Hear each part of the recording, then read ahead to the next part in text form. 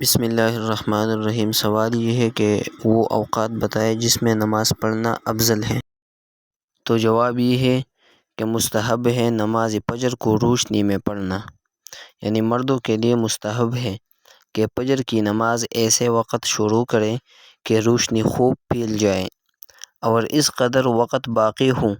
کہ اگر نماز پڑھی جائے اور اس میں 40-50 آیتوں کی تلاوت اچھی طرح کی جائے اور نماز کے بعد اگر کسی وجہ سے نماز کا اعادہ کرنا پڑ جائے تو قراءت مسنونہ کے ساتھ نماز پڑھ سکیں، اور عورتوں کو فجر کی نماز اندھیرے میں پڑھنا مستحب ہے۔ اور ظہر کی نماز گرمی کے موسم میں ظہر کی نماز میں جلدی نہ کریں، گرمی کی تیزی کا وقت جاتا رہے تب پڑھنا مستحب ہے،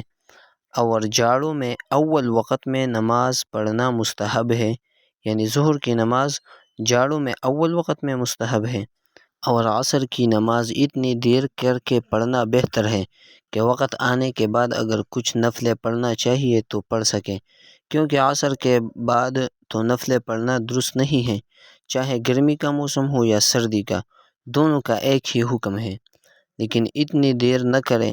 کہ سورج میں زردی آ جائے اور دھوپ کا رنگ بدل جائے۔ اور مغرب کی نماز میں جلدی کرنا اور سورج ڈوبتے ہی پڑھ لینا مستحب ہے، اور عشاء میں افضل اور مستحب یہ ہے کہ تہائی رات جانے سے قبل ہی عشاء کی نماز پڑھ لے، یعنی عشاء کو مؤخر کرنا تہائی رات سے پہلے تک۔